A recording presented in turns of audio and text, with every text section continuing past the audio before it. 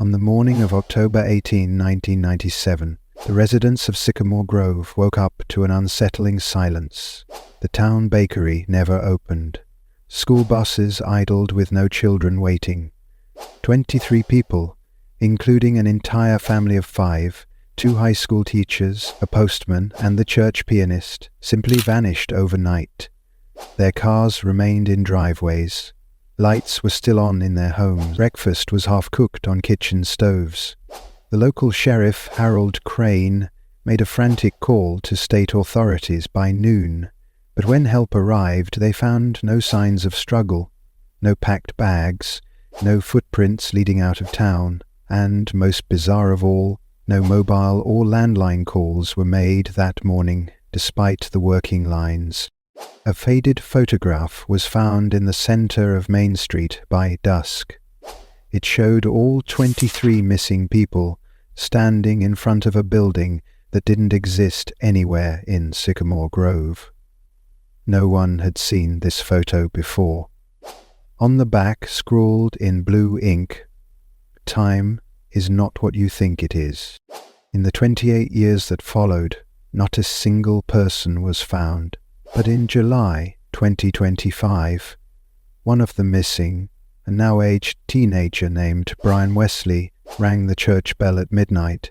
He had no memory of where he'd been. He wore the same clothes from 1997, and he said just one thing before collapsing. "It's still happening." Welcome back to Storiosity's videos. The town of Sycamore Grove had long accepted its place in forgotten history.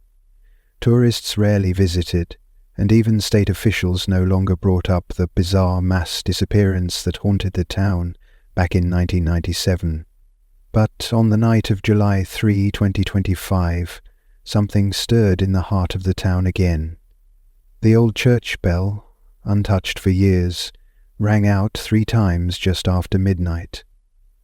The echo rolled down empty streets, bounced off shuttered windows, and stirred the few remaining residents from their sleep. No one had pulled that rope in decades. When Sheriff Lenora Mays arrived minutes later, flashlight in hand, she expected a prank. Instead, she found a figure slumped at the base of the bell tower. The man looked barely alive. His clothes were torn, but unmistakably 90s, a Nirvana shirt and denim jacket crusted with years of grime. His shoes were scuffed, mismatched laces barely holding together. His ID, still in his back pocket, confirmed what seemed impossible. Brian Westley, age 17 at the time of his disappearance, had returned. He was dazed, dehydrated, and disoriented. Paramedics rushed to stabilize him, while a small crowd formed. Most recognized him immediately. His face had been on every telephone pole in Sycamore Grove for over 2 decades. He looked exactly the same. He hadn't aged a day. As he was lifted onto the stretcher, Brian suddenly clutched Sheriff Mays' arm. His voice trembled with urgency. "They're still in there," he said. "But we weren't supposed to leave." The crowd went silent. Phones started recording. Whispers turned into questions. Where had he come from? What did he mean? Before he could say anything more, his eyes rolled back and he passed out. Whatever answers he held were now buried under years of silence. The hospital ran every test imaginable. Blood work, scans, even psychological evaluations. Everything about Brian came back normal physically. He was still 17. No signs of aging, no chronic illness, no malnutrition. But his mind was fractured. He spoke in fragments, sometimes repeating lines like, "The doorway moved," and "Numbers don't stop ticking." He flinched at sudden lights and covered his ears at mechanical sounds. What unsettled everyone the most wasn't his mental state, but his certainty. Whenever asked where he had been, he only responded with, "Right here." Sheriff Mays reviewed the church's security camera. The tape went blank from 11:53 p.m. to 12:02 a.m. No one saw Brian enter. He had simply appeared. Rumors ignited like dry brush. People began to ask if more would return. Reporters returned to Sycamore Grove after years of absence. Old residents who had moved away drove back, hoping for closure or maybe even miracles. But one thing remained unanswered. How had Brian come back without aging?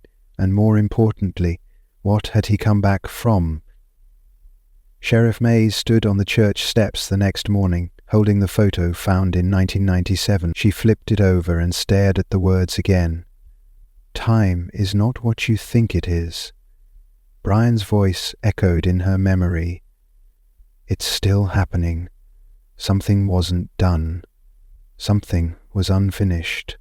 The morning after Brian Westley's return, Sheriff Mays found herself unlocking the town records room, a place she hadn't stepped into in years.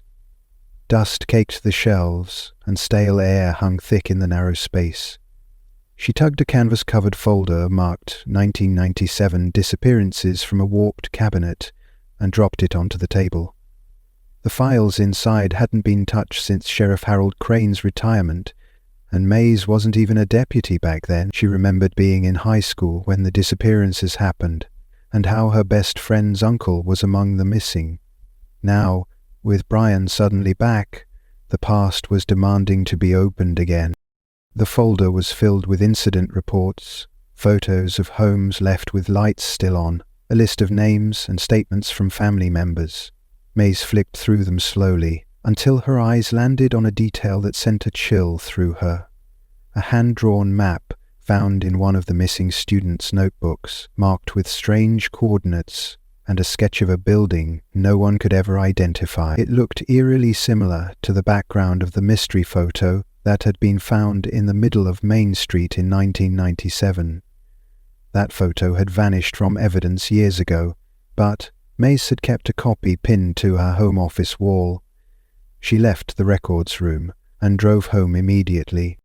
She stared at the photo again under fresh light. 23 people stood in front of the same building from the sketch. Arched doorway, clock tower, windows with bars. But there was no location, no name, no known architecture resembling it anywhere in the state. No one could explain how that photo had been taken or by whom. And now, one of the people in the photo had returned, untouched by time. Mays pinned the map beside it. The coordinates weren't far, just outside town, near where the woods thinned and farmland began. But there had never been any reports of strange buildings there before. Still, she felt drawn to check. Something told her Brian had come from somewhere near those coordinates. She returned to the hospital before visiting the site. Brian was awake, sipping water but still wide-eyed with confusion. "Brian," she said calmly, "I found your map. The one with the building. Do you remember drawing it?" He looked at her, then at the window. "It's always there, but it moves. Don't follow it at night," he whispered. "The numbers change when you look away." Mays froze. "What numbers?" she asked. But Brian had curled up, muttering the same phrase again and again. "Time doesn't stay where you leave it." The nurses urged her to let him rest, but Mays was already calculating. She would drive out to the coordinates before sunset. She needed to see what, if anything, was still out there. The sun was dipping low as Sheriff Mays guided her truck off the main road and onto a rarely used path that cut through the edge of Harper's cornfield. The coordinates from Brian's map led directly into this overgrown patch of farmland, long abandoned after the Harper family moved away in 2001. As her wheels crunched over the dry earth, stalks of corn, somehow still standing after years of neglect, brushed against her windows. Mays slowed to a stop near the tree line, where the cornfield ended and woods began. The map's red X sat at the edge of both. She stepped out, flashlight in hand, and walked cautiously into the tall grass. The air felt unnaturally still. No birds, no insects, no breeze. About 20 yards in, she found a patch where the corn had been trampled into a circular pattern. It wasn't fresh. The stalks had dried and curved outward, forming a near-perfect ring. In the center was a flat stone, about 3 feet wide, with symbols etched crudely into its surface. Mays crouched down and ran her fingers along the carvings. They weren't in any language she recognized, more like numbers. Pretending to be numbers, at the edge of the stone was a deep scrape in the soil, as if something had been dragged across it and then disappeared. She clicked her radio, but only static came through. Her signal had cut out. She pulled out her phone. No service. She turned to head back to the truck, only to stop cold. The trees behind her seemed closer than before. She hadn't walked that far in. The woods weren't supposed to begin for another 50 feet. Her truck was no longer visible. The light was dimming faster than it should have. Panic nudged at her chest, but she kept moving toward where she thought the road was. After several tense minutes, she broke through the trees. Only it wasn't the road she emerged onto. It was another field, flatter, with short grass, and, in the distance, she saw a structure. A building. It had the same arched doorway as the one in the photo. She blinked. The building flickered, then was gone. She stood frozen, heart thudding. The air shifted again, colder now, and the trees rustled for the first time since she arrived.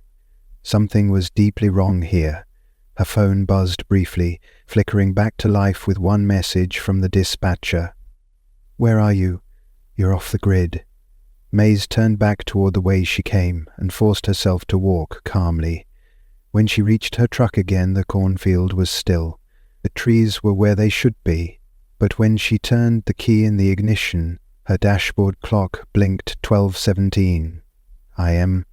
She checked her watch. It still said 7:42 p.m.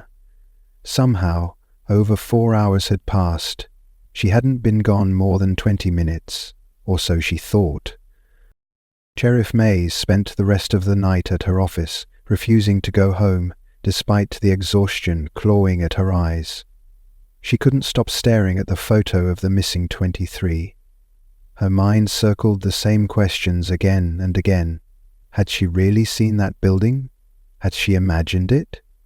But the discrepancy in time refused to be brushed off. Her watch was still running on her original timeline, yet her truck's system and the precinct server both logged her return at 12:21 a.m. She hadn't blacked out. She hadn't lost time, at least not from her own perspective. But something, somewhere, had moved around her. She pulled up satellite maps of the Harper cornfield area from the last 10 years. Nothing out of the ordinary, no buildings, no clearing. She even contacted the State Land Surveyor's office in the morning, asking about undocumented structures or development near those coordinates. Their response was quick and clear. No permits, no blueprints, and no known man-made structures had ever existed in that zone. Still, she submitted a request for a full aerial drone sweep. It would take 3 days. In the meantime, she needed to make sense of what she had seen with her own eyes. If it was real, why did it vanish? If it wasn't, then where had she been for 4 hours? Meanwhile, Brian Westley had stabilized enough to be moved to a quiet wing of the hospital. Sheriff Mays returned with a printed photo of the stone she had found in the cornfield. His response was immediate. "You found the marker," he whispered. "It's one of 7. You only need 3 to open it." She leaned in. "Open what, Brian?" He didn't answer. Instead, he muttered something under his breath that chilled her to the bone. "We stood in the wrong circle.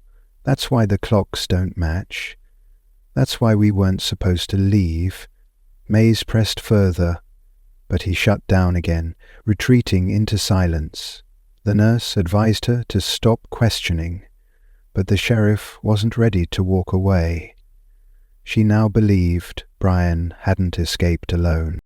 That evening, Mays set up a whiteboard in her office with photos, old case files, and hand-drawn maps. She circled the names of the missing and noted their last known movements. One detail stood out. Nearly all of them had passed through or near the Harper cornfield within 48 hours before disappearing. It had seemed inconsequential back then, just a coincidence, until now. She cross-referenced timestamps, aligning police logs, family statements and radio calls. The only constant, time anomalies. Watches that stopped. Digital clocks that reset. One officer had even recorded his patrol cam glitching for exactly 6 minutes on the morning of the mass disappearance. Mays didn't believe in ghosts, but she was now convinced of one thing. Time was broken in Sycamore Grove, and whatever had come back with Brian Westley, it wasn't finished.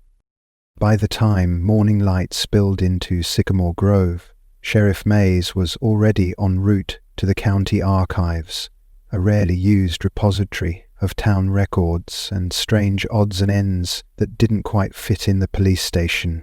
She wasn't alone. She'd convinced an old friend, Lydia Reams, a retired local historian, to accompany her. Lydia had documented local folklore for over 30 years and was often called the town's memory keeper. If there was anything buried in the town's past that connected to the strange events unfolding now, Lydia was the one person who might find it. They arrived just after 8 a.m., coffee in hand, and descended into the cool, dust-scented depths of the archive vault. Lydia led Mays to a narrow section marked Unverified Historical Accounts. Most of the files here had been donated or inherited, filled with eyewitness statements, old letters, and handwritten diaries. After 2 hours of skimming through stacks of irrelevant material, Lydia pulled out a fragile ledger from 1874. Inside was an entry that made her pause. "Listen to this," she said. "Listen to this," she said, June the 13th. "The bell rang in the middle of the night, and we found a woman standing at the base of the tower. She was barefoot, in a white dress, and said she'd been gone since 1831. She had no age on her face, and she kept asking if the windows still faced north." Mays felt a shiver crawl up her arms. They scoured the rest of the ledger. The town's records described the woman being taken in by the local doctor, but disappearing the next day. Her name had never been confirmed. Even stranger, the handwriting changed for that entry only, as if someone else had written that section entirely. Lydia and Mays began cross-referencing other bell tower incidents.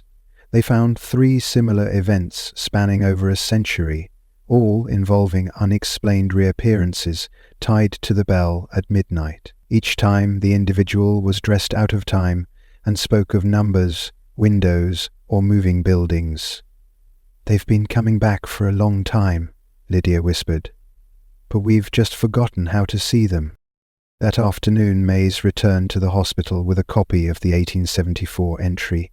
She showed it to Brian. He studied the handwriting, his eyes narrowing. "That's not her writing," he said softly. "But I've seen this before." Mays leaned forward. "Seen what?" Brian tapped the word windows on the page. "They're always wrong when you return. The windows face the wrong way. That's how you know you're not really home." Mays felt her heart beat faster. Brian then added, "We weren't the first, but I don't think we're the last either." His voice was steady now, more lucid. "You said you saw the building," he continued. "Next time, don't go alone." Sheriff Mays sat alone in her office that evening, staring at the surveillance footage from the church bell tower again. The brief blackout between 11:53 p.m. and 12:02 a.m. still nagged at her. She had already watched it 10 times, but this time she paused on the first frame after the footage resumed. There, in the corner, just for a split second, something flickered, not Brian, not movement, but a distortion, a warping in the video, as if the lens had bent reality itself. She slowed the footage frame by frame, and on one of them the shape seemed clearer, a narrow shadowed doorway, not part of the church's architecture. It was gone in the next frame, but the impression lingered.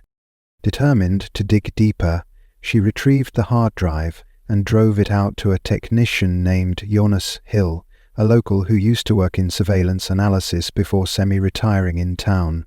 In his cluttered shed filled with wires and screens, Jonas scrubbed through the footage using more advanced software. After a few adjustments, he looked up at her, pale. "You're going to want to hear this." He isolated the audio from the blackout window. At first, it was just static. Then, slowly, underneath the hiss, came a low whisper, repetitive, pulsing. A voice, hard to make out, saying something over and over. "They are still counting." Jonas boosted the frequency. The voice became clearer but more unsettling. It didn't sound human, mechanical, yet emotional. Mays wrote down the phrase and played it again. Each time she listened, it felt more personal, like it wasn't just being spoken, it was directed. She asked Jonas to check for tampering, corruption, any sign of digital manipulation. He shook his head. No tampering, no cuts. That whisper, it's embedded in the actual footage. Mays left with the hard drive, her thoughts racing. If Brian came through something not visible, then maybe the camera had caught a glimpse of that threshold. And maybe something else had crossed it too. Something watching. Back at the station, she sat in the darkened evidence room and listened to the whisper one more time. The line repeated exactly 6 times before the static returned. She remembered Brian's strange phrase, "The numbers don't stop ticking." She looked at the case files again, this time focusing on timestamps. Then something clicked. Every person who vanished in 1997 had last been seen at a minute ending in 6, 8:16, 11:46, 3:26, 2. She pulled up Brian's original missing persons form, his last seen time, 10:36 p.m. Her mind reeled. Was there a pattern, a countdown, or a warning? Mays knew one thing now, with certainty. This wasn't just about space. It was about time. And something was measuring it. 3 days after Brian's return, Sheriff Mays visited the last man who had officially investigated the Sycamore Grove disappearance. Retired Sheriff Harold Crane. He now lived in a modest cottage on the southern edge of town, where he spent his days tending to a garden and feeding the birds. When Mays arrived unannounced, he was seated on the porch, polishing an old pocket watch. He glanced up with a solemn nod. "I figured you'd come," he said quietly. "You saw something, didn't you?" Mays sat down across from him, unsure how much to say. Crane slid the pocket watch across the table. Stopped working the night they disappeared. Never ticked again. Inside, Crane's study looked like a museum of forgotten case files. Mays noticed the original copy of the group photo, the same one she had pinned to her office wall. This version was different. It had been annotated with numbers written in red ink, circling each person's face. Crane explained he had noticed their expressions didn't match the rest of their bodies. "Look closer," he said. "They're all smiling, but their eyes? Not one of them looks at the He pulled out another file, one that had never been entered into the official record. A hand-drawn diagram of the town, with red pins marking areas where clocks had stopped or behaved erratically in the days leading up to the disappearance. There were 37 time anomalies that week, Crane said. "We thought it was electrical interference, but it wasn't. It was always the same minutes. Always something ending in 6. Mays felt her stomach twist. She shared her findings from the surveillance footage, how the church bell blackout had revealed a whisper and a shadowed doorway. Crane nodded slowly. "I heard the whisper 2 years ago. I never told anyone. I thought I was losing it. It said, 'They are still counting.' I assumed it meant the missing. But maybe it's about time itself. Maybe it's alive." Mays pressed him for more. "Did you ever see the building?" she asked. Crane paused. "Yes," he whispered, but only in reflections. It's not in our world. It's behind it. Before she left, Crane gave her the pocket watch. Keep it with you. It hasn't ticked in 28 years. If it ever starts again, you run. Don't look back. Don't go toward the sound. Mays took the watch reluctantly, unsettled by the weight of his words. On her drive back, she stared at the silent watch in her palm. At a red light, she turned it over. On the back was a faint engraving she hadn't noticed before. 3 numbers. 1, 2, and 6. The same numbers Brian had scrawled on his hospital bedsheet earlier that morning. When she asked him what they meant, he had only smiled weakly and said, "That's the room we never should have opened." Sheriff Mays stood just inside the hospital's West Wing hallway, gripping the old pocket watch in her coat pocket. Room 126 was at the far end of the corridor, dimly lit by flickering fluorescent lights that hummed louder than they should have. The hospital administrator had told her the room had been sealed off for years. Plumbing issues, they claimed, but something about the number pulled at her now, and Brian's whisper haunted her memory. "That's the room we never should have opened." She moved cautiously, the hallway empty except for a faint crackle of static that seemed to leak from behind the sealed door. The hospital's staff insisted there were no radios, televisions, or intercoms installed in that wing anymore. She reached the door and pressed her hand against it. Cold, too cold. The metal knob was worn, scratched as though someone or something had tried to claw their way out. She turned it. It didn't budge. She tried again, using more force, and suddenly the door creaked open with a groan like something exhaling. Inside was darkness, not just dim light, but a kind of absence, a flat, swallowing black. As she stepped inside, her flashlight flickered, then steadied. The room was empty. No bed, no furniture, just cracked tile, broken ceiling panels, and a single item in the center of the floor. An old analog radio, powered off, but humming faintly with static. She crouched near it. The noise was soft, rhythmic, like a whisper breathing in and out. She reached out, hesitated, then turned the dial. Nothing, just static. Then, for a second, a voice. 1, 2, 6, followed by a long tone like a countdown interrupted.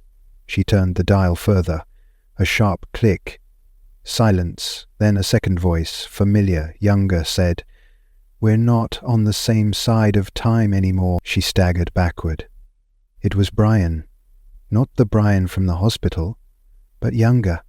Panicked. Mays froze. Something was wrong. The air changed, grew heavier, like she was standing underwater. Her watch, the one she'd worn for years, ticked once, then stopped. She stepped back toward the hallway, but as she reached the doorway, the light outside was different, a softer hue, almost sepia-toned. She turned the knob and stepped out, only to find the hallway was not the same. The tiles were faded, old-fashioned, the vending machines gone, the walls lined with black and white photographs that hadn't been there before. She backed up, retreating into the room. Her heart pounded. This wasn't possible. She opened the door again and looked out. The hallway was back to normal, lights flickering, modern signage, as if nothing had changed.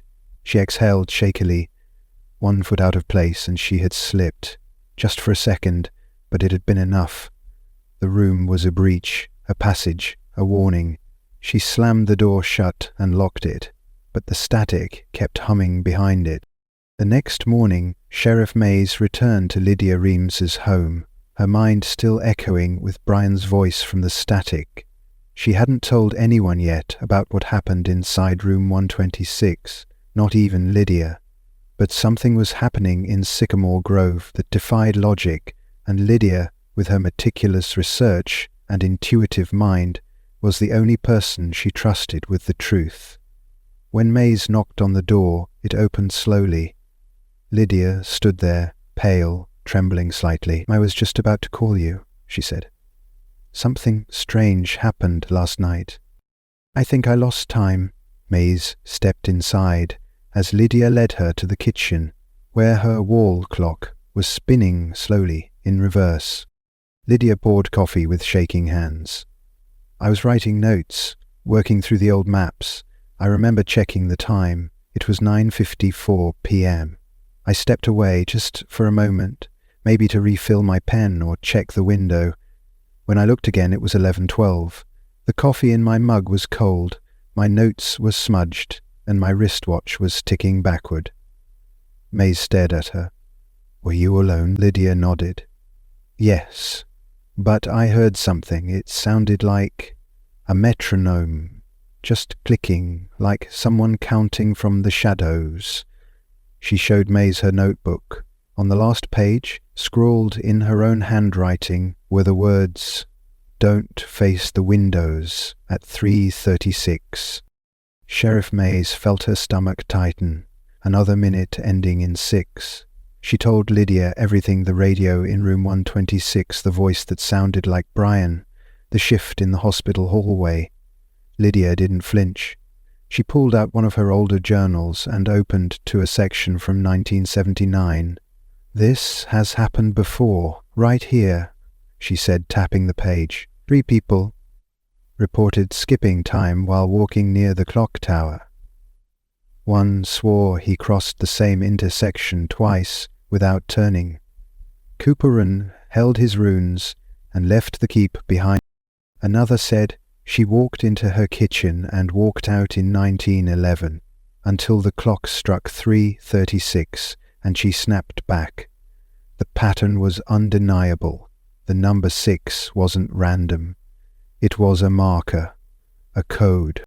Together, they began marking a map of Sycamore Grove with every known instance of time distortion, missing persons, and mechanical anomalies.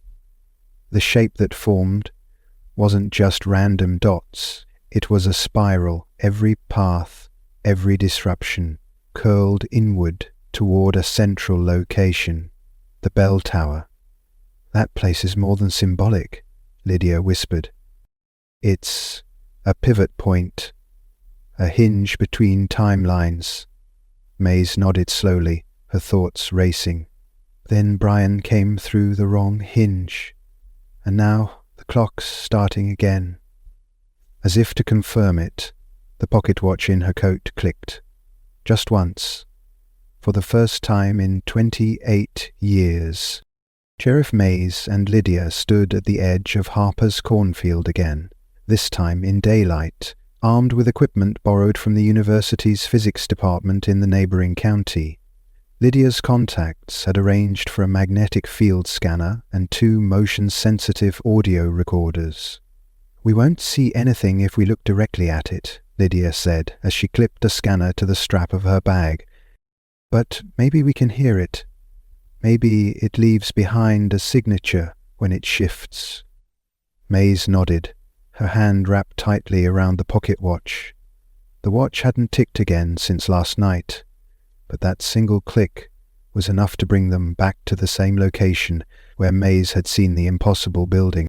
As they stepped between the twisted cornstalks, Lydia pointed out that the circular clearing was still there. This time, though, it was quieter. Too quiet.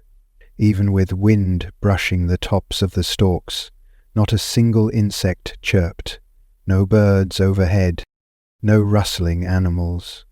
Mays crouched near the center and again found the stone slab etched with the strange number-like symbols. Lydia laid her palm on its surface and recoiled slightly. "It's warm," she whispered. "And it shouldn't be. It's been shaded all morning." Mays placed one of the audio devices beside it, switching it on. A slow, pulsating sound immediately filled the speaker, a rhythmic beat, not a heart, not a machine. It sounded like a clock, trying not to tick. As they adjusted the equipment, the magnetic field scanner began to stutter. Readings fluctuated wildly, jumping from baseline to nearly triple levels, then falling to 0 in erratic bursts. Lydia frowned, adjusting the frequency dial. These pulses are matching brainwave intervals, she said slowly. Delta rhythms. This area is producing a signature similar to deep sleep. But we're awake. Mays stood and scanned the tree line. Something about the far end of the clearing felt unstable, like the ground was twitching just out of her vision. She tried not to blink too long. "Brian said the doorway moves," she murmured. "What if it's here, but never in the same spot twice?" Suddenly, the second audio device picked up something new. A voice, faint, female, and repeating the same line again and again. "Don't let the minute hand pass." Lydia's face paled. "Sheriff," she said quietly, "what time is it?" Mays glanced at her wrist. 3:35 p.m. She froze. Her heart skipped. "We have 60 seconds. We need to leave now." Without another word, they grabbed the equipment and rushed toward the truck parked just beyond the field. As Mays looked over her shoulder, the clearing rippled visibly, like heat rising from asphalt. For a split second, she saw it again. The building, the arched doorway, a single window facing the wrong direction. Then it was gone. They reached the truck just as the watch in Mays's coat clicked again. That evening, Sheriff Mays and Lydia sat in the station's evidence room, replaying the audio over and over. The voice captured near the cornfield had changed just before the hour struck. At 3:36 p.m. exactly, the repetition of "Don't let the minute hand pass" had walked into a low frequency that nearly shattered the speaker. It wasn't just a whisper anymore. It was a vibration, a presence. Lydia wore headphones, scribbling notes feverishly while Mays re-examined the readings from the magnetic field scanner. The data showed a sharp vertical spike, precisely at 3:36. Then a complete silence that lasted 9 seconds. No electromagnetic activity, no audio, no temperature variation. It was as if time itself had shut off. "There's a pattern forming," Lydia said, tapping her notes. "Everything revolves around 3s and 6s. The time distortions, the building sightings, even the number of returns. Brian makes a third documented reappearance in the town's history." Mays nodded, glancing again at the annotated spiral map. "If 3's the key and 6 is the lock, what happens when the circle completes?" Lydia's eyes met hers. "We're not just dealing with a place, Sheriff. We're dealing with a loop. Every 30 years, something opens, something returns, but something also leaves." That idea hadn't struck Mays until now. She'd been so focused on what had come back, she hadn't asked who might have gone missing in the days following Brian's appearance. A sinking feeling crawled through her. She turned to the town's 2025 census sheet and cross-checked names with recent school and work attendance records. One stood out, a 14-year-old girl named Eliza Montreux. She hadn't been seen since July 2, the day after Brian returned. No missing persons report had been filed yet. Her parents believed she was with a relative, but Sheriff Mays knew the timing wasn't coincidental. She contacted the Montreux residence immediately, and when Eliza's parents answered and confirmed she hadn't returned home in 2 days, Mays's heart dropped. Another person was gone. The loop had already begun again. They spent the next hour compiling the timeline. 1997, 23 vanish. 2025, 1 returns. Hours later, 1 disappears. Every data point drew them deeper into a spiral that was tightening with each tick of the clock. "We're not ahead of this," Lydia said. "We're already inside it." Mays didn't reply. She stared at the pocket watch. The face of it was slightly different now. The second hand was twitching, not ticking, moving forward, then back, then forward again. She tapped the glass. It stopped. And then, ever so softly, it resumed, moving backward by 1 second. The building hadn't just returned a person. It had returned a countdown, and now time itself was rewinding. Later that night, Sheriff Mays found herself unable to sleep. Instead of lying in bed, she paced the floor of her living room, the pocket watch gripped in her hand. It hadn't stopped ticking since the spike at the cornfield, but now it ticked backwards, 1 second every 3 minutes. A crawl. A warning. Just after 2:00 a.m., Mays sat at her desk and reviewed the surveillance footage from the previous day's drive through town. People who had grown paranoid, attaching a dash cam to her truck, just in case anything out of place happened again. She scrolled through footage frame by frame. For the most part, the town looked the same. Quiet, dark, sleeping. Then she paused. One frame was different. At 11:46 p.m., her camera caught the north-facing wall of the closed municipal courthouse. It had been shuttered for 2 years due to structural issues, but in the paused frame there was a window. Not a boarded opening. A full, clean, modern window with lights glowing faintly behind it. She scrubbed forward. The next frame showed it gone, vanished, like it had never been there. Mays cross-checked older photographs of the courthouse and confirmed her suspicion. That section of the building had never had a window, not even in blueprints. So where had the light come from? And more importantly, what was inside? The next morning, Mays brought Lydia to the courthouse. They entered through a side access door using an old key from the precinct archives. Inside, the air smelled of mold and dust, undisturbed for months. Paint peeled from the walls. Cracked tiles littered the floor. But as they reached the north wall, Mays froze. There it was. A window, just as it had appeared on the dashcam. Square, modern, completely unlike the rest of the building, but it wasn't transparent. It was dark, almost mirror-like, reflecting only the figures who stood before it. Lydia stepped closer. "Do you hear that?" she asked. Mays listened. A faint clicking. No, not clicking. Tapping. From the other side. She raised a flashlight and directed the beam into the glass. Nothing. No room. No floor. Just endless reflection. Until, behind Lydia's shoulder in the reflection, something moved. Mays whipped around. No one there. She turned back to the window. The movement repeated. This time it looked like a figure standing still, not outside, not inside, but behind the glass. "It's a mirror into another moment," Lydia whispered. "A bleed between timelines. That's how they're moving through." Mays reached toward it. The glass was cool but not solid. Her fingers pushed in slightly before a sharp jolt of static knocked her hand back. They both stepped away, shaken. Lydia placed a small sticker over the frame, a fluorescent dot. "If it's gone tomorrow, we'll know the building's moving again," she said. Mays didn't respond. She was too focused on the reflection. The figure had reappeared, and this time it was facing them, tall, featureless, and still, but unmistakably watching. The following day brought a grey, overcast sky that seemed to press low over Sycamore Grove.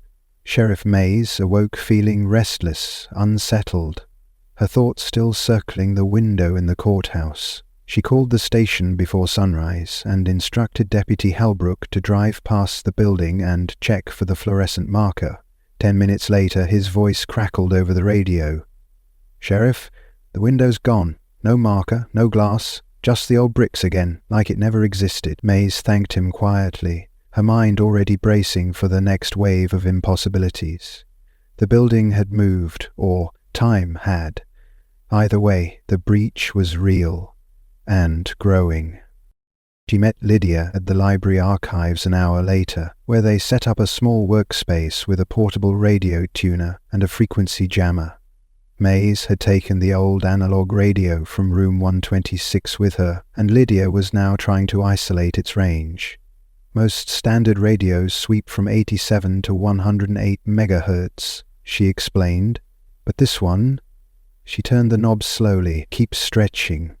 The dial reached 113, then 119, then kept going.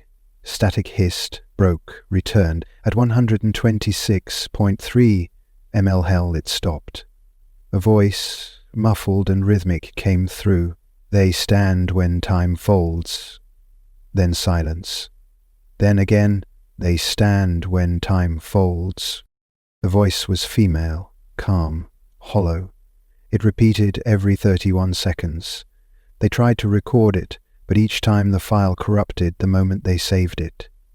Lydia checked her equipment again. There's no existing station broadcasting at this frequency, not even military. It shouldn't exist. Maze didn't exist. Then it's not from here, she muttered. She played the tape from room 126 again, the one where Brian's voice came through. For the first time she noticed something buried beneath it.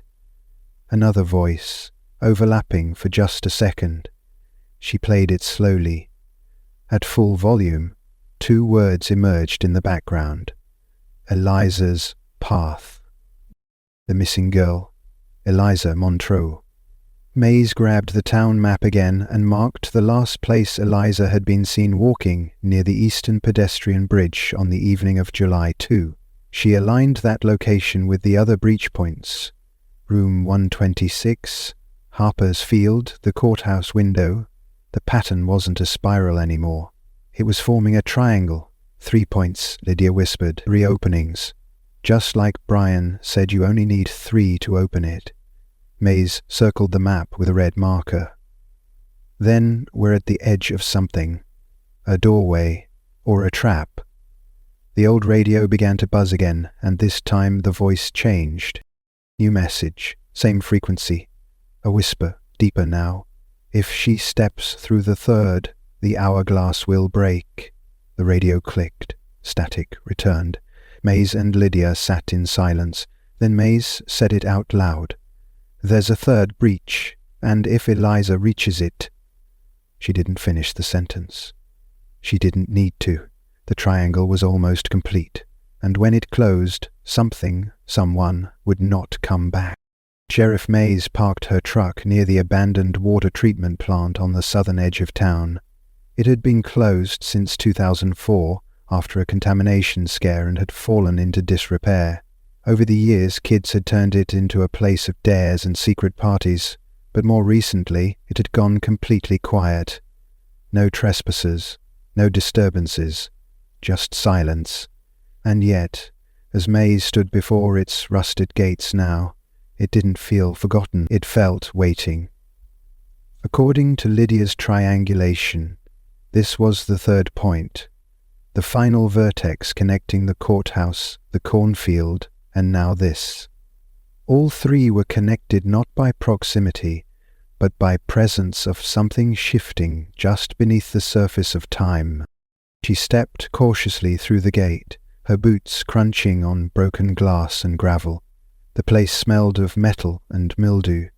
Pipes ran along the walls like veins, and the building's faded green exterior was marked with graffiti that had weathered into unreadable symbols.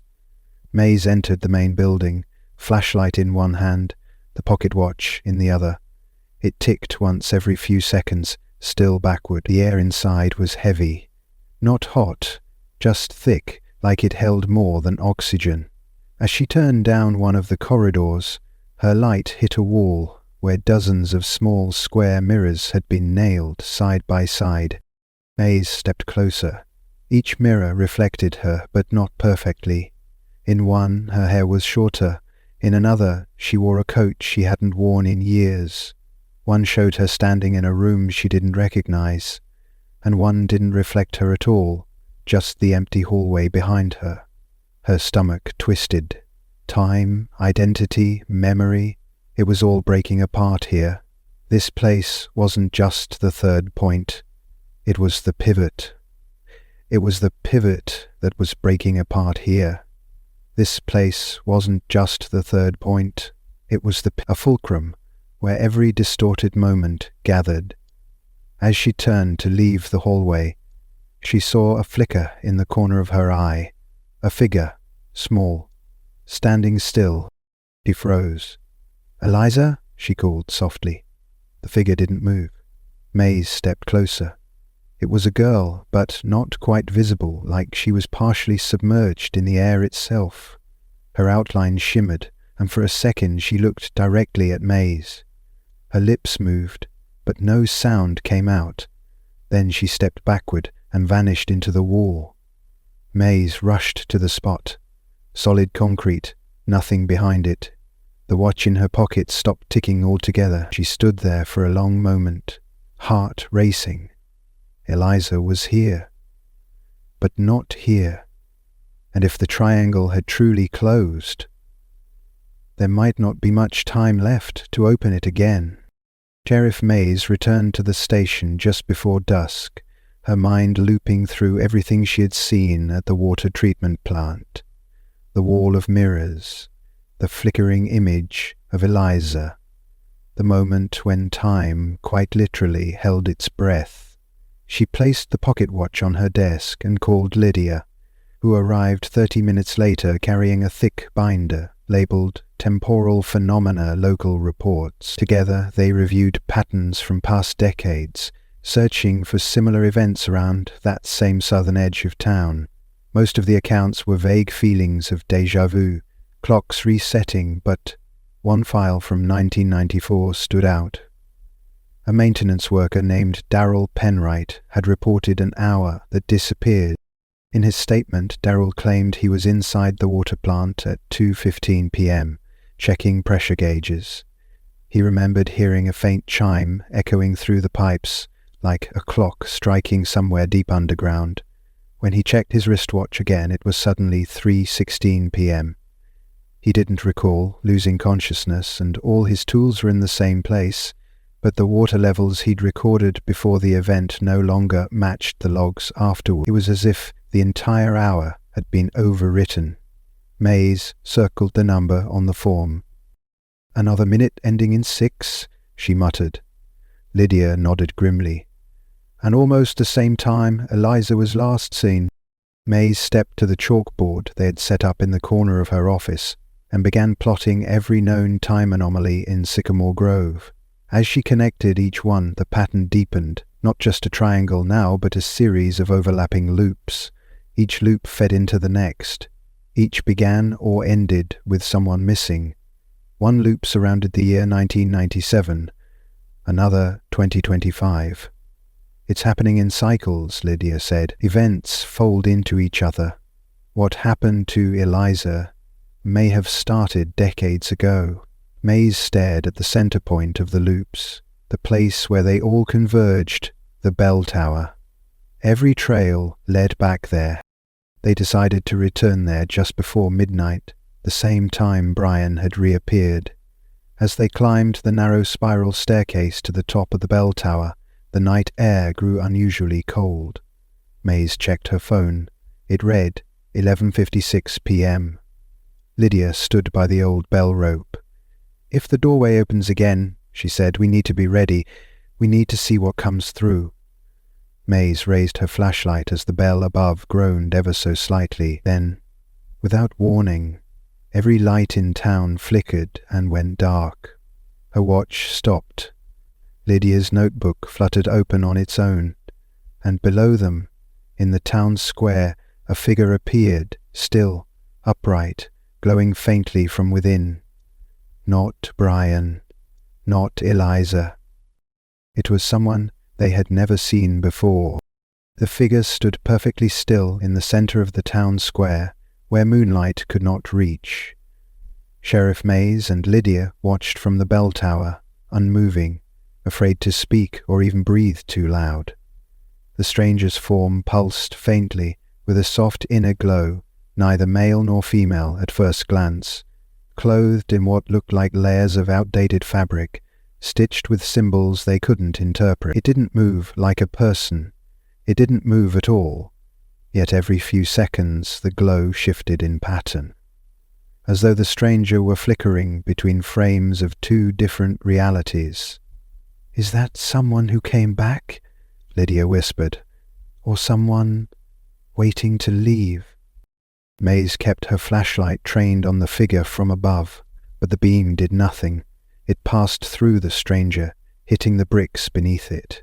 She knew instinctively that if they went down there now, something irreversible might happen. "Let's watch the minute hand," she said, holding up the pocket watch. It still hadn't resumed ticking forward. At exactly 12:06, hummed the vibrate, not ringing, not moving, just humming with low-frequency energy. Below, the figure tilted its head slowly upward, as if it could hear them, and then it moved, not by walking, but by shifting its body, blurring forward in a stuttered, jarring motion. In the space of one breath, the stranger now stood 10 feet from the tower steps. Another pulse, and it was at the base. Mays and Lydia turned from the ledge and raced down the spiral stairwell, boots echoing against stone. When they reached the bottom, the square was empty again, but in the exact place where the stranger had stood, a circle had been scorched into the pavement. Inside it, a single item, a cassette tape. It looked new, clean, like it had been placed there moments ago.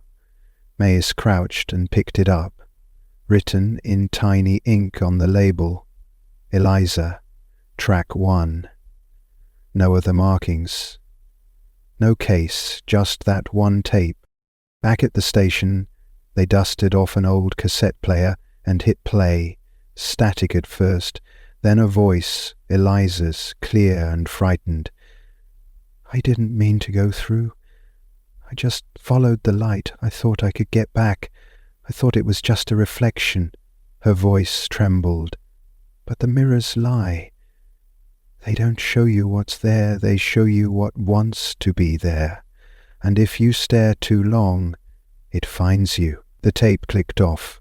A mechanical whir followed. Then silence. Lydia turned to Mays, her face pale. "That wasn't a message. That was a warning." Sheriff Mays didn't sleep. Neither did Lydia. The cassette had stirred something deeper than just fear. It had confirmed a truth they had both been tiptoeing around. Eliza was alive, yes, but wherever she was, she hadn't escaped by accident. She had crossed into a layer of time or space that responded to attention, and now that Mays had heard her voice, she felt a growing urgency. "Mirrors lie," Eliza had said. Sheriff Mays looked again at the photos of the courthouse window and the mirrored hallway in the water plant. They weren't reflections, they were invitations. Or traps. Lydia suggested they revisit the oldest parts of town, where the original foundation of Sycamore Grove was laid in the 1800s.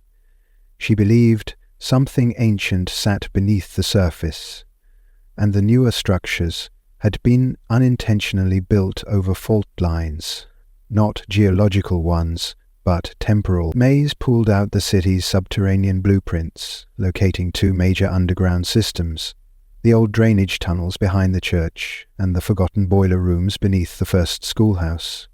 The latter had been sealed off after a fire in 1959, but some records mentioned an unfinished hallway that extended past the mapped area. If these doorways, these mirrors, were spatial anomalies, then maybe they were forming over places people were never meant to return to. That afternoon, they descended into the basement of the old schoolhouse, flashlights sweeping over ash-covered stairs and rusted beams. The walls were thick with mold, and the air held a coppery tang. After crawling through a collapsed utility corridor, they reached a long hallway that hadn't seen human steps in decades. At the end, a steel door half cracked open pulsed with a dim blue light. Mays reached for her radio, ecstatic. Lydia whispered, "We're beneath the first triangle point." Mays nodded. "The oldest part of town," she said, "and the closest to the edge." Inside the room they found no furniture, no markings, only another mirror taller than the last, not nailed to the wall, but suspended in the center of the room by chains. It rotated slowly, with no wind or mechanical push. On its surface faint outlines moved. At first they seemed like shadows, then they became people Mays recognized. some from the missing 23, others, like Eliza, even Brian, each appeared as if frozen mid-step, like wax statues behind fogged glass. The mirror pulsed again. A voice, layered with hundreds of whispers, filled the air. They do not know they are missing. They are only paused, waiting to be remembered. And then, as quickly as it had spoken, the voice vanished. The voice vanished. Sheriff Mays couldn't stop staring at the suspended mirror. It wasn't just reflecting, it was echoing.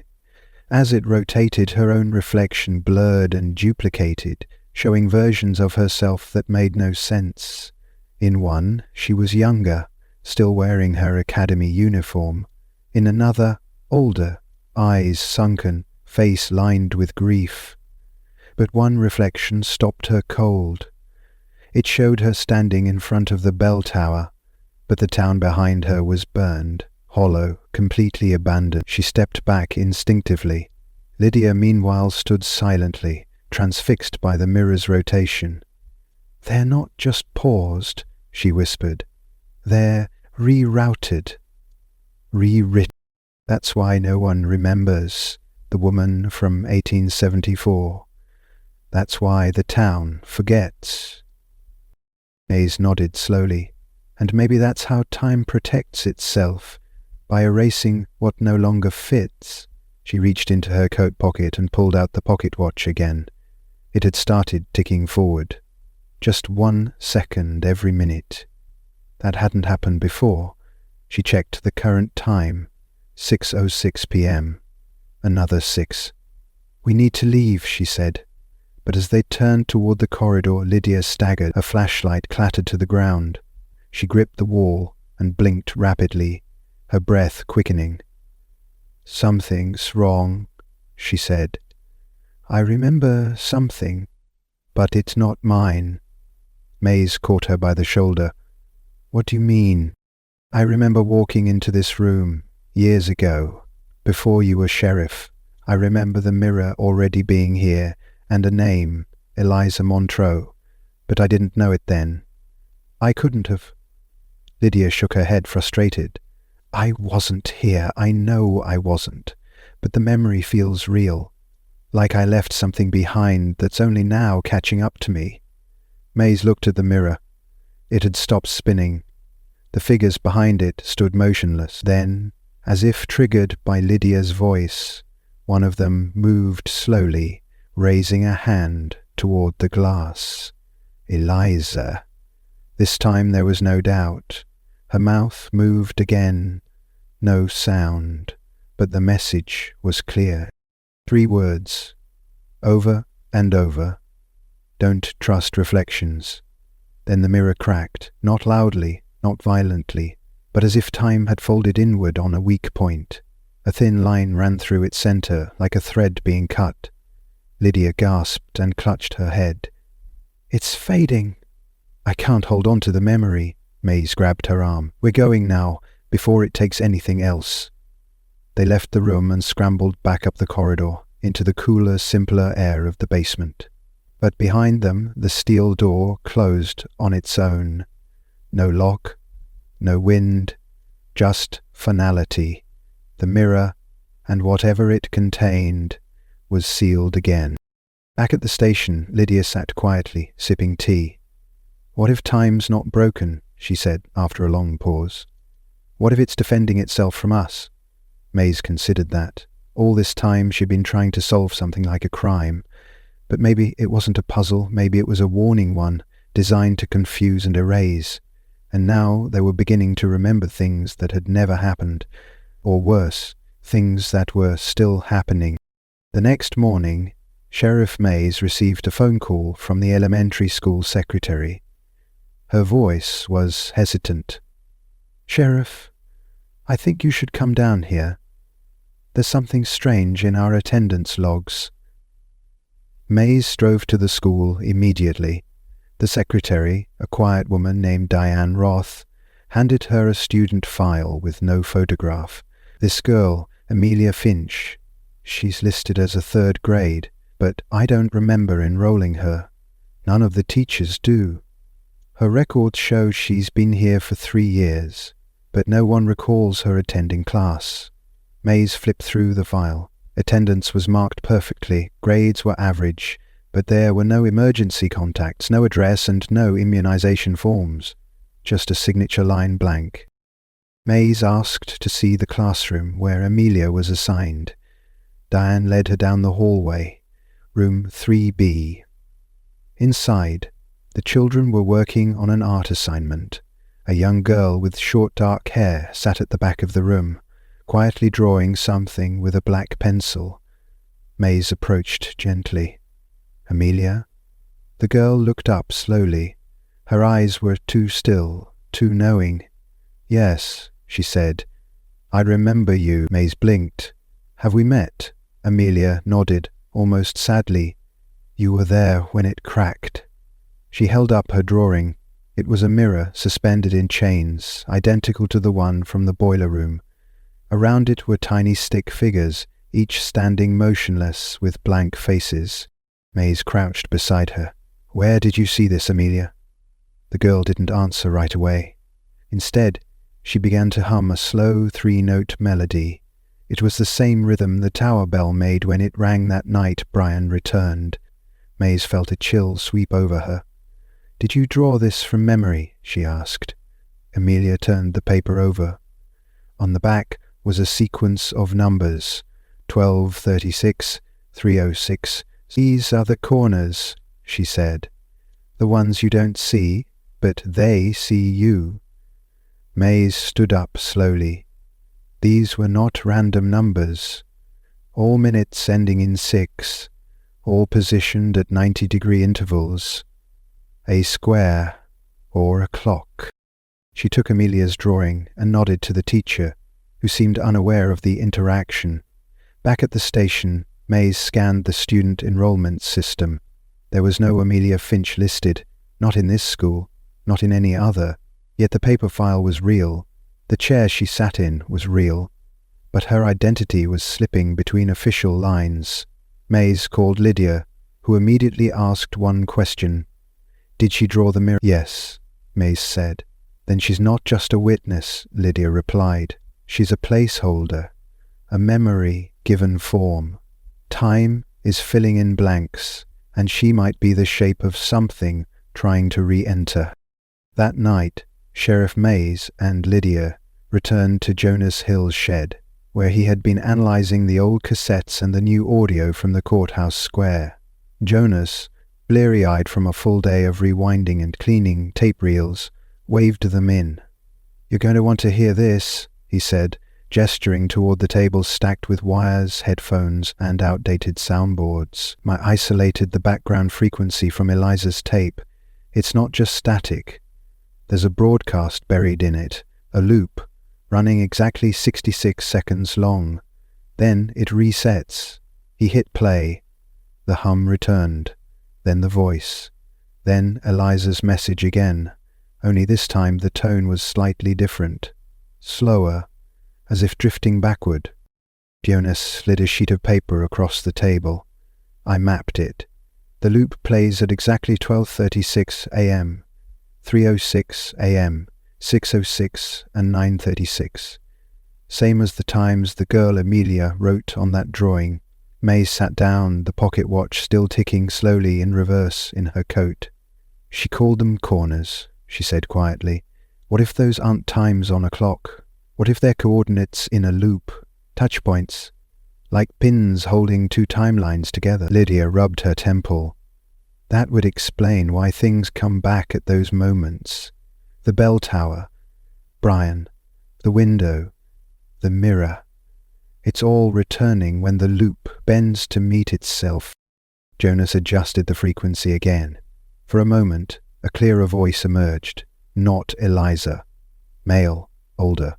"The breach isn't open, it's folding. Reflections won't stay reflections, they'll reach through. If she returns through the wrong corner, the real hour will vanish." The voice cut and the loop reset. Lydia frowned. "That wasn't Brian, was it?" Mays shook her head. "No, Someone else. She looked toward Jonas. Can we triangulate where the signal is strongest? Jonas nodded. Already working on it. So far, the best reception isn't in town. It's out near the quarry. Nothing's been there for years. But that's where the loop stabilizes best. Maze glanced at Lydia. That's where the third return might happen. If Eliza had spoken from the mirror, and a tape had arrived at the bell tower, then this third message from a stranger warning of time's collapse could only mean one thing. Someone else was trying to get out. But the folds were wearing thin. The loop was weakening. And if it broke at the wrong corner, memories, people, entire hours might not come back at all. Maze tapped the cassette player and muttered, "We're not listening to a recording. We're hearing the loop live. It's speaking through time, and it's not done yet." The path to the quarry had long been sealed off with rusted fencing and warning signs. Landslides years ago had made it unsafe for foot traffic, and most of the townspeople had forgotten it even existed. Sheriff Mays and Lydia arrived just before 3:00 a.m., parking at the tree line and walking the rest of the way under a moonless sky. Jonas had marked the coordinates where the audio signal had peaked, an outcropping just beyond the central pit, where the granite walls rose like ancient cliffs. As they approached, the wind fell silent, and even the crickets seemed to vanish. The only sound was the faint rustling of their footsteps on gravel. The radio Jonas gave them began to hum softly. At 3:05 a.m., the frequency wavered, then sharpened. They stopped at the edge of the quarry's central basin. The stone walls were oddly symmetrical here, carved flat and precise as if something had moulded them deliberately. At exactly 3:06 a.m., the air shimmered. A dull thud echoed through the quarry floor. Then, in the side of the rock face, a door appeared, not opened, not built, but unfolded, like part of the stone had peeled back into itself. It wasn't a full-size door, more like an archway, narrow, tall, and utterly black inside, and on the stone just beside it, etched faintly into the wall, were the numbers 12, 3, 6, and 9. "This is it," Lydia whispered. "The corner of the loop, the one we weren't supposed to find." Maze stepped forward, raising the pocket watch. It ticked backward once, then again, and then it stopped. From within the archway, a breeze rolled out cold, dry, like air escaping a long-buried vault. Maze lowered her flashlight into the blackness, but the beam stopped short, swallowed whole. No reflection, no depth, just a veil of stillness. Then came the sound, a slow scraping, like someone dragging their hand along a mirrored surface, and with it a voice. Familiar, afraid. Eliza's. "I can see you, but I don't think it's me doing the seeing anymore." Maze called into the doorway. "Eliza, can you move? Can you come toward my voice?" There was a long pause. Then, "No, I'm not anchored. I'm parts of too many timelines now. But someone else is trying to follow me out. They're not supposed to. They're wearing faces that aren't theirs. This isn't just about getting Eliza back. Something's pushing through." Just then, a second silhouette appeared inside the blackness of the doorway. Taller, rigid, humanoid, but wrong in all its proportions. It stood behind the source of Eliza's voice, unmoving, watching. The doorway pulsed once, and the pocket watch began to spin wildly in Maze's hand. Forward, backward, forward again. Lydia shouted, "We have to close it." But there was no mechanism, no switch, just the arch and the figures within. Sheriff Mays made a decision. She stepped forward and placed her hand on the side of the arch. The surface was slick, almost oily, and it vibrated under her touch. A burst of static rang in her ears. Then silence. The arch sealed shut, stone reformed like melted wax, smooth and seamless again. The air lightened. But the pocket watch didn't stop spinning. Back at the station, Sheriff Mays placed the pocket watch on her desk and sat in silence as it spun violently under the glass. Lydia hovered nearby, pacing, restless. Neither of them could shake the image of the second figure behind Eliza, a presence not born of memory or place, but of mimicry. She said it was wearing faces, Mays murmured, not stealing them, wearing them, like masks. Lydia nodded grimly. It's not just a breach anymore. It's a possession. Something inside the loop learned how to follow. The two stared at the watch. Then, just as suddenly as it had started, the hands stopped. Mays leaned forward. The second hand twitched once, then again. She felt an odd sensation, not of watching time, but of being watched by it. What if the watch isn't broken? She said. What if it's recording the loop's rhythm? She flipped it over, noticing the engraving again, 1, 2, and 6. The same numbers Brian muttered in the hospital, the same ones etched beside the quarry door. It wasn't a time, it was a code. Mays grabbed the incident report binder and opened the oldest pages. One name had been quietly mentioned in the margins of a 1966 file. Amelia Finch. Lydia, she said slowly. Amelia's name isn't new. She's been here before. This file, almost 60 years old, mentions a child who appeared at the school with no enrollment records. Same name, no family, same exact handwriting on the back of a drawing. Lydia's face went pale. She's not a memory. She's an anchor. Mays nodded. And she's returned every cycle to keep the breach from fully closing. Suddenly, her phone lit up with a message from Deputy Halbrook. Need you at the church. The bell rang again. And there's someone here. Says she's Eliza. They raced to the church. The old structure bathed in moonlight. A small group had gathered near the steps. And there, standing quietly with her arms crossed and dirt smudged on her jeans, was a teenage girl. Pale, quiet, her eyes heavy with something far older than her age. Eliza Montreux. It's really her, Halbrack whispered. No ID, no memory of how she got here. Just said her name and that you'd be expecting her. Mays stepped forward. Eliza? The girl looked up. Her voice was flat. I left the reflection, but not everything stayed behind. Lydia stepped beside her. What followed you? Eliza didn't blink. A mistake, she said, made by remembering the wrong person. Then Eliza turned her gaze to the bell tower. One more will come, but not through a door, through a name. If you hear it, don't say it back. Mays looked at Lydia. Neither knew what that meant, but they both felt it in their bones. The breach hadn't just leaked people, it had leaked concepts, warnings, rules, and breaking them might be what shattered time in the first place. Sheriff Mays secured Eliza in a quiet room at the station, giving her clean clothes, food, and space. The girl seemed alert, but disconnected, often pausing mid-sentence as if listening to something that wasn't there. Lydia stayed close, recording Eliza's words in case anything shifted again. That night, Mays received a message from Jonas Hill. He had been analyzing the looped frequencies and picked up a new audio spike. It wasn't static. It was a word, spoken only once. No repetition, no distortion. Just clear and direct, a name. But the file corrupted immediately after playback. Jonas only managed to write it down before it vanished. Vervril. Mays read the name aloud quietly. The room darkened for a split second.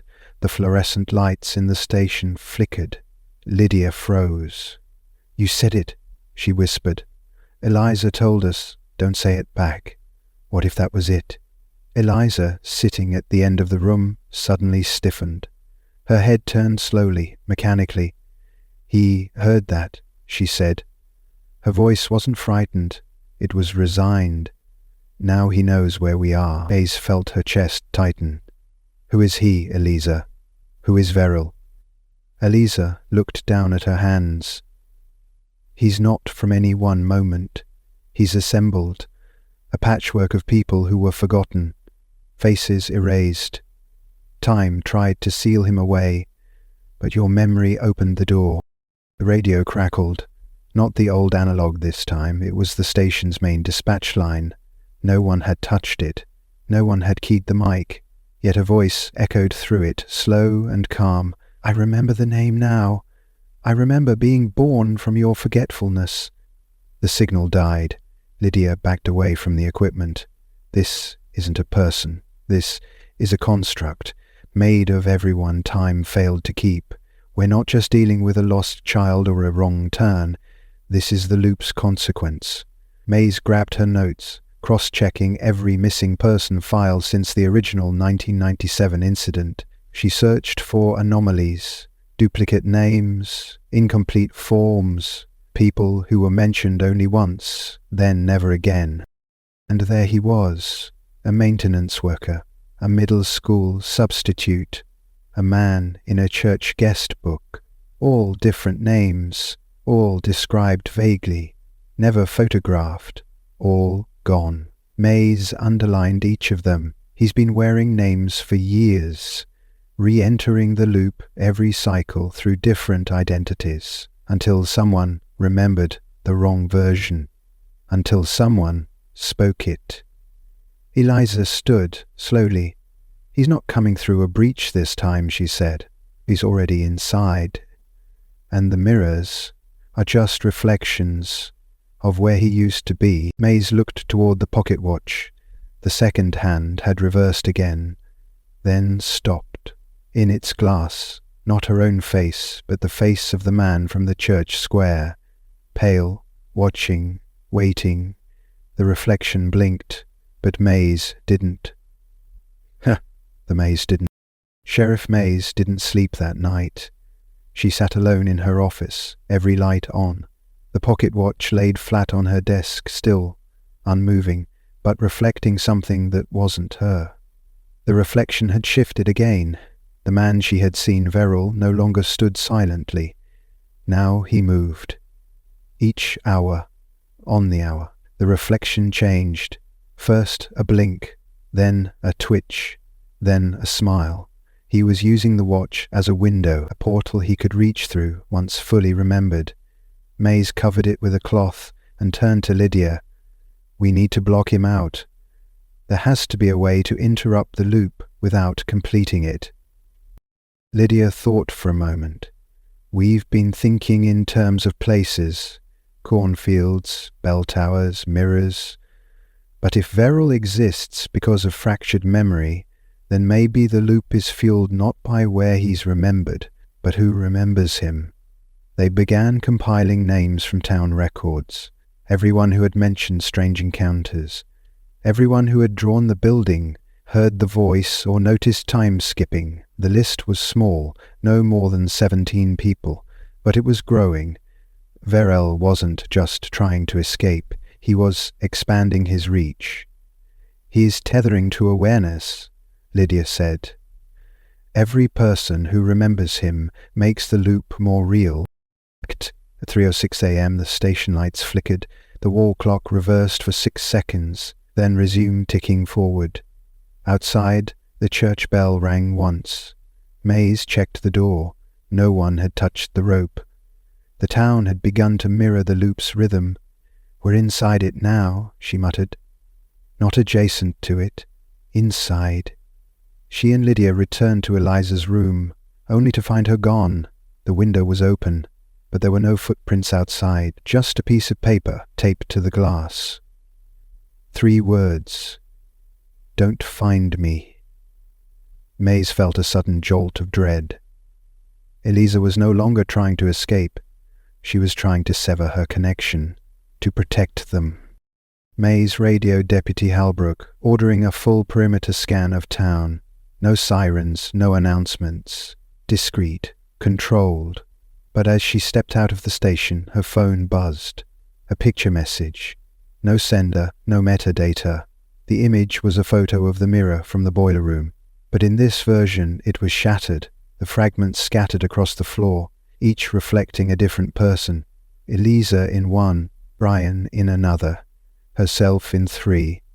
But in the largest shard, Verrill, smiling.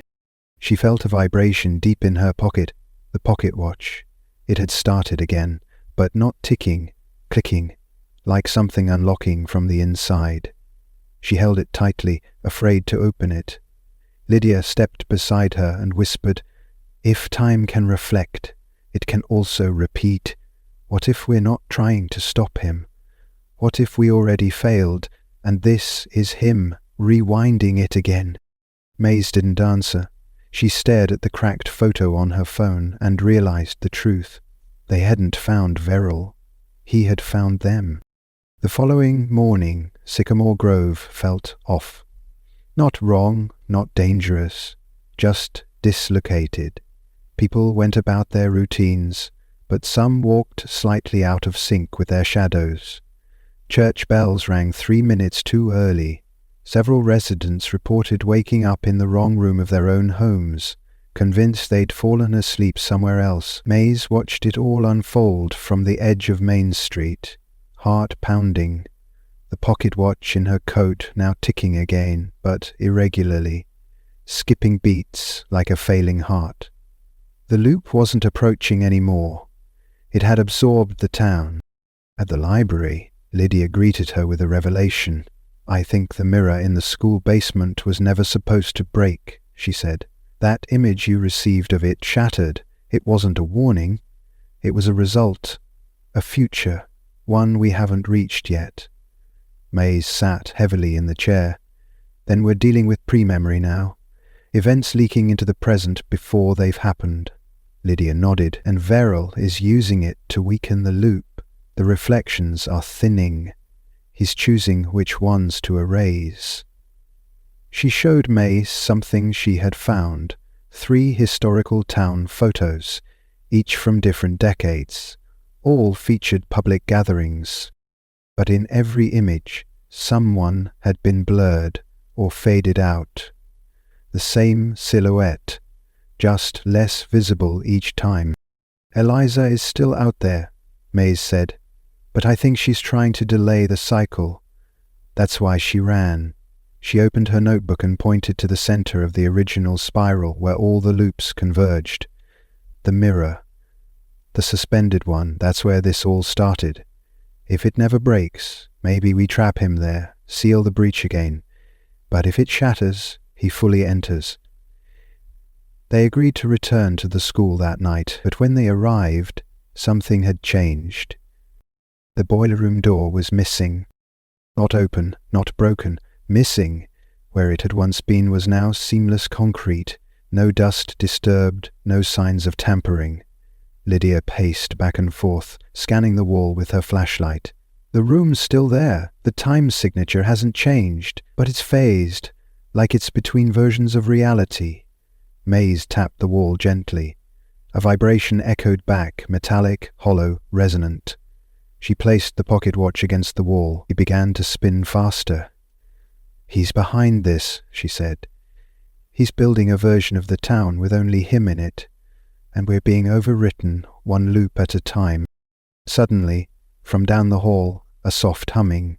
A girl's voice. Maze turned toward the sound and followed it. At the far end of the corridor stood Amelia, the child from the school who had no records. She was tracing something on the glass of a classroom door with her fingertip. When Maze approached, she stopped humming and looked up. "He can't erase me," she said. "I'm not real enough." Maze knelt beside her. "Can you help us stop him?" Amelia smiled faintly. "Only if you choose not to remember him. That's how he weakens. He lives in the stories, in the names. But if everyone forgets, he fades." Maze looked at the glass. Amelia had written a single word. "Before." Then the door behind her clicked open on its own. The classroom door opened not with a creak, but with a breath, as if the air had been holding it closed. Sheriff Mays stepped inside, Lydia close behind, and Amelia followed quietly without a sound. The room was empty. No desks, no chairs, no lights. Only old wooden flooring and walls covered in faded chalk markings. Names, dozens of them, some crossed out, some only half-written. Center of the far wall, a larger inscription had been carved deep into the plaster. Before the town had a name, it had a shadow. Lydia moved closer and held up her flashlight to the wall. The chalk lines weren't random. They were loops, spirals, time drawn in circles. "This isn't a classroom," she whispered. "It's a memory, one etched into the structure of the town itself.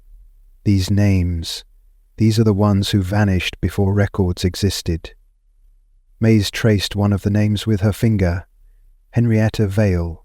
It wasn't in any town registry, not even the older census files. "He's been pulling people longer than we've been keeping track," she said. Amelia stood quietly near the wall and spoke, not to them, but to the room itself. "He came from a memory no one meant to have, one someone dreamed and forgot too late." Suddenly, the names on the wall began to shift slowly, erasing themselves as if being rubbed away by unseen hands. Mace stepped back, startled. The last name to vanish before the entire wall faded to blank plaster was Amelia Finch. "He's trying to erase you," Mace said, turning to the girl. Amelia nodded. "It's because I stayed too long. I wasn't supposed to remember this place. I'm part of the echo. He wants to close the circle by pulling me through." Lydia dropped to her knees and unfolded a large blueprint from her bag. "We're standing over the deepest foundation point in town. If there's anywhere we can sever the loop, it's here. But we have to act before the next breach." Mays checked her watch. 6:05.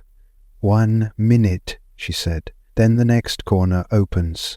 Amelia walked to the center of the floor and knelt. "He can't come through if the memory doesn't land," she whispered. "So I'll be the one who forgets. I'll take his name with me." Mays stepped forward. "No, you've done enough." Amelia shook her head. "You saw me in the mirror, Sheriff, but you also saw yourself. That means you're next. If I don't go now, he'll take your fate." At 6:06 exactly, the floor began to pulse beneath them. Faint light bloomed around Amelia's hands. She pressed her palms flat to the wood and closed her eyes.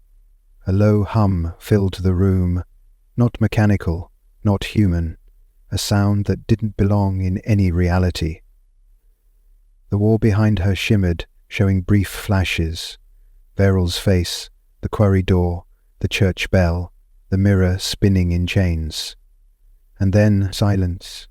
The light vanished, the hum stopped, the chalk was gone, and Amelia was no longer there. The classroom was empty again. The silence inside the classroom felt heavier than any sound Sheriff Mays had ever known. Amelia's disappearance hadn't been like the others. There had been no shimmer, no distortion, no reflection, just stillness, a complete absence. The room no longer pulsed, the walls no longer whispered. The chalk loops and spirals had faded entirely, as if they'd never been drawn. Mays stepped slowly to the spot where Amelia had been kneeling. The floor was cool, smooth and quiet. Lydia joined her, her voice soft, reverent. She was the anchor. She remembered too much, and by choosing to forget herself, she took him with her, or at least part of him. Mays nodded, but a terrible doubt gnawed at her. If she erased him, why do I still remember his name? She didn't say it out loud. She didn't dare, but the memory remained, not sharp, but present, as if it had been half erased, yet strong enough to linger. Lydia sighed. "You were marked the moment you said it. Spoken memory is different. Beryl might be gone from the loop, but not from you. He may still be clinging to the version of him you gave voice to. Maze felt a chill race down her spine. So, he's not a person anymore, he's a pattern. They left the classroom slowly. Outside, the sky over Sycamore Grove looked a little brighter. The strange temporal hum had vanished. The watch in Maze's pocket had stopped, not ticking backward, not spinning, just still. For the first time in weeks, at the station, Maze pulled up town records, revisiting every name connected to the disappearances. Something unexpected happened. Names that had once vanished, like Brian Westley's, now appeared with full histories, birth certificates, school records, even newspaper clippings. It was as though time had woven them back into place. The breach had sealed. But not everything had returned. Eliza Montreux was still missing from official systems. Her presence, like Amelia's, existed only in memory and first-hand accounts. No files, no forms, no photographs. As if her role had shifted too. Maze began to suspect Eliza had crossed into something else. A watcher, perhaps, or a steward of the loop's outer edge. Someone who would now remain unseen but aware, ready for the next time time itself began to ripple. That night, Maze walked the streets of Sycamore Grove. No clocks glitched, no bell rang. The windows of the courthouse reflected only what was in front of them. No shadows moved out of sync. Still, as she passed the church, she paused.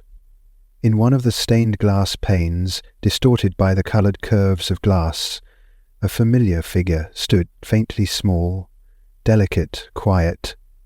Amelia, just for a second, then gone.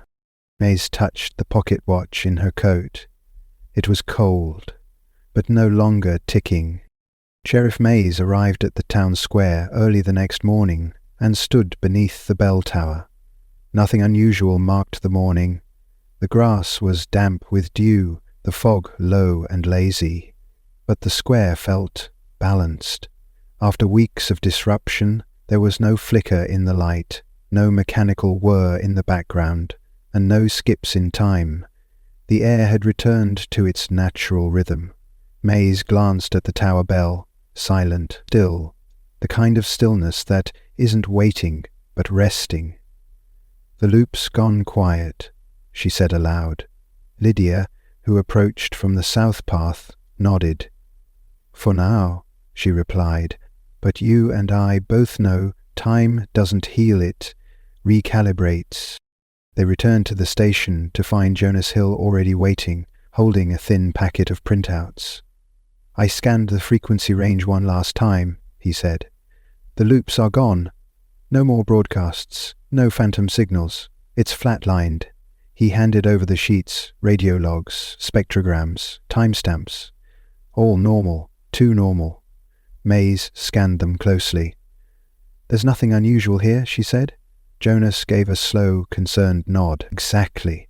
It's like the town never emitted anything, as if none of it ever happened." Lydia leaned over the papers. "That's how the breach seals itself, by erasing all traces, and making sure we're the only ones who still feel it." In her office, Maze placed the pocket watch in a glass case, locking it inside the station's evidence vault. It would never tick again, but she knew it wasn't truly inert, not after what it had witnessed. She returned to her desk and pulled out the list of the original 23 who vanished in 1997. Of them, 22 now had living records, families, histories that had been seamlessly reinserted into the town's memory. Only one name remained unaccounted for: Henrietta Vale, the same name that had appeared on the chalk wall in the mirror room, the name she'd touched, the one she'd felt a connection to. Lydia stepped beside her. "She's still outside the timeline," she whispered. "Like Amelia, like Eliza, some people don't come back into time. They become part of it." Maze stared at the name. Then maybe she's not lost. Maybe she's what prevents the cracks. That afternoon, the mayor visited to ask about Brian Westley, who had been quietly reunited with his family. He had no memory of the other side, only flashes of voices and shadows. The mayor praised Mays for her work. "The town feels steadier now," he said, "like we've come out of something, but I don't know what." Mays gave a tired smile. "That's probably for the best." After sunset, Mays walked alone to the edge of the quarry. The sky was clear, the stars sharp. She sat quietly on the rocks, watching the town from a distance. Everything was in its place, but she knew better. Time didn't move forward in a straight line. It folded, it mirrored, and sometimes it whispered. The trick was to live inside the quiet and listen only when it truly mattered. As she stood to leave, she noticed something etched faintly into the quarry stone beside her boot. 3 letters. AFV. She didn't touch it. She didn't need to. Some initials were better left unwritten. The next morning, Sheriff Mays received a sealed envelope with no return address. It had been left on the station steps overnight, untouched by weather or anyone nearby. Inside was a folded parchment, aged and yellowed at the edges, but inked in surprisingly sharp detail. It was a map, but not of Sycamore Grove as she knew it. No roads, no house numbers, no street names. Only landmarks, the bell tower, the courthouse, the cornfield, the quarry, each one marked with a simple black symbol, like a primitive glyph, and all connected by winding, unnumbered lines that bent and curved at impossible angles. The town as it existed before time formalized it. Lydia joined her at the station as Mays laid the map out across the long table. She leaned over it carefully. "This isn't topographical," she whispered. "It's temporal. These aren't paths, they're sequences, events, repeating loops drawn spatially. Whoever made this didn't draw where things are, but when they overlap." Mays pointed to the center where the lines converged. There was no symbol, just a single word etched in fading black ink. Before, the same word Amelia had written on the classroom door. Mays realized then that the map wasn't meant to guide someone through the town. It was a memory drawn by someone who had seen time from outside. She turned the parchment over. On the back, a short message had been written. "You may forget the face, but time never forgets the pattern." No signature, no clue who had written it. Lydia traced her finger along one of the loops. "It's still alive," she said softly. "Whatever Amelia did slowed it, maybe even fractured it, but it's not gone. Time just moved sideways again." Mays folded the map and placed it in a sealed evidence file. She couldn't shake the feeling that the town was still under watch. Less haunted, more observed. Like something behind the loop was waiting to see if it had been forgotten. Later that day, a group of construction workers, restoring a road near the school, unearthed a metal panel embedded in the soil. It was hexagonal, polished like a mirror, and covered in unknown runes that shimmered faintly under direct light. Mays arrived at the scene and took one look before ordering the site shut down. "This goes straight to the vault," she said. "No photos, no scans, not until they understood what it was." Lydia inspected it that evening and confirmed what Mays feared. The markings weren't decorative, they were instructional. A mechanism, a guide, but not for building, for returning. That night, Mays sat in her office, flipping through her notebook. Everything she had once trusted, clocks, walls, even memories, was no longer absolute. Time wasn't just linear, it was recursive, intentional, and now, with Amelia gone, Verrill erased, and Eliza untraceable, she was one of the few left who remembered the truth. That made her both a witness and a target. She locked the vault, closed the station, and walked home alone under a quiet sky. But as she passed her neighbor's house, A small detail caught her eye. Their front window curtains drawn, lights off, reflected her image in the glass. But only hers. No sidewalk, no mailbox, no stars, just her, standing still, and behind her reflection someone else began to smile. The next morning, Sheriff Mays returned to the station and made her first entry in a new journal. Not a case file, not an incident report, something personal, something off the record. She titled it The Reflection Archive. It was a place to document things that only she still remembered. Eliza, Amelia, the loop, the shadow behind the glass. She didn't know how long her memory would hold, but as long as it did, she intended to preserve the pieces, to map the inconsistencies, track the echoes, and find the cracks in time before they spread again. She began with a sketch of her neighbor's window, the one that had reflected her image, but nothing else. That smile she had seen, too wide, too patient, had not appeared in real space, only in the glass. Lydia joined her an hour later, carrying a folder of newly scanned photographs from town archives. They were supposed to be restorations of the original 1997 missing persons posters, but something was wrong. The backgrounds had changed. Each person still looked the same, but the places behind them were unfamiliar. Forests that didn't match local geography, buildings with no known address. In one photo, Brian Westley stood in front of a school that hadn't existed since 1913. "This is the loop's residue," Lydia murmured. The breach didn't just pull people out of time, it repositioned their origin points. Where they returned to isn't always where they left from. Mays studied the photos closely. One detail struck her immediately. All the images, every single one, had a reflective surface somewhere in the frame. A mirror, a window, a pool of water. "They're always looking back at something," she said, even if they didn't know it. Then she noticed another chilling commonality. In each reflection, the subject's face was slightly blurred, only in the reflection, almost like a face being worn. That afternoon, Mays visited Jonas Hill to ask for his help decoding the metal panel recovered near the school. When he opened the vault and laid it on the table, the lights flickered briefly. The symbols now pulsed faintly in a clockwise pattern. "I've seen this before," Jonas said quietly. He reached into a drawer and pulled out a faded photo from 1981, his father standing in front of the town's original train station, now demolished, behind him. A metal plate embedded in the platform.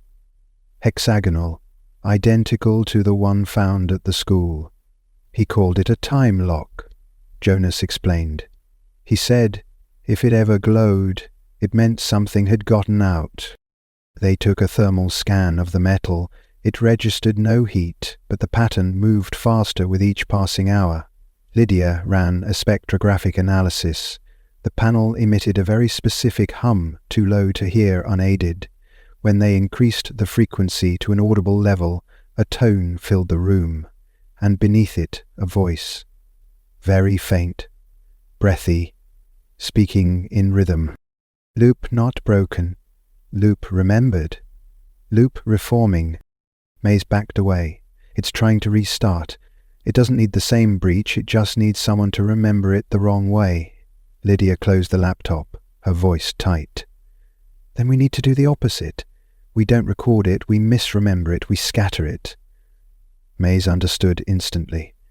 To stop the next cycle, they would have to erase it not with silence, but with confusion. The facts must be fragmented, names scrambled, timelines rewritten by design. But that meant one thing. They would have to forget the truth themselves. Sheriff Mays stood at the center of her office, surrounded by photos, maps, newspaper clippings, and audio tapes, all physical threads of a reality that no longer existed cohesively. Each item buzzed with quiet weight, too heavy to ignore, yet too dangerous to preserve. The looping voice from the metal panel still echoed faintly in her thoughts. Loop not broken, loop remembered, loop reforming. Memory was no longer a tool for truth, it was a doorway, a liability, and she had no choice now but to start sealing the exits. Lydia returned from the archive carrying a sealed box marked Erratum Records, a term coined years ago for misfiled cases and misplaced reports. Inside were scraps of information related to the original 23 disappearances, phone logs, sketches, witness reports, all showing subtle signs of being overwritten. A name spelled differently, a timestamp that made no sense, a report that described 2 officers who had no personnel file in town history. These are corrupted memories, Lydia said, fragments that didn't fully snap back into place. If we destroy them, the loop might lose its anchor, but if we store them, someone else might remember. Mays nodded. Then we scatter them. No central file, no archive, just noise. They began separating the items. Each photograph was mailed to a different postal code. Audio tapes were copied, distorted, and inserted into random boxes of blank cassettes at the town library's old AV closet. Maps were drawn with altered roads, then hung on community boards across town with no explanation. The aim wasn't to destroy the history, it was to bury it in misdirection, to ensure that even if someone tried to reconstruct the truth, they'd only rebuild it incorrectly. The loop, stripped of clarity, could not form.